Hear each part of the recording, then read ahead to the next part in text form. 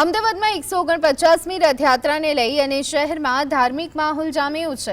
આ મહોત્સવના ભાગરૂપે સરસપુરની શ્રી બાલા હનુમાનજી મંદિરે ભગવાન જગન્નાથની પવિત્ર ચરણ પાદુકાઓનું પૂજન અર્ચન કરવામાં આવ્યું।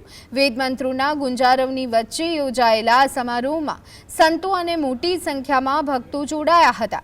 આ પ્રસંગે સોમનાથ સંસ્કૃત યુનિવર્સિટીના 400થી વધુ વિદ્યાર્થીઓએ પરંપરાગત વેશભૂષામાં સંસ્કૃત યાત્રા કાઢી ભારતીય સંસ્કૃતિનો સંદેશ આપ્યો હતો। મંદિર ટ્રસ્ટ દ્વારા ચરણ પાદુકા દર્શન માટે મૂકવામાં આવી છે। રથયાત્રાના દિવસે મહાપ્રસાદ અને ભજન કીર્તન સહિતના વિવિધ કાર્યક્રમોનું આયોજન કરવામાં આવ્યું, જેના માટે તંત્ર અને ટ્રસ્ટ દ્વારા તમામ તૈયારીઓ પૂર્ણ કરી દેવામાં આવી છે।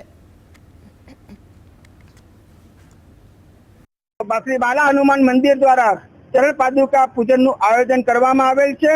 आज चरण पादुका पूजन नु आयोजन छे, तेनी साथे कलश यात्रा निकळशे अने सौथी मोटी एक आपने बात कहूं, हिंदू संस्कृतिनी आ भारत देशनी जे प्राचीन भाषा संस्कृत छे ए संस्कृतना पुनरुत्थाननी अमे वात करीए छीए।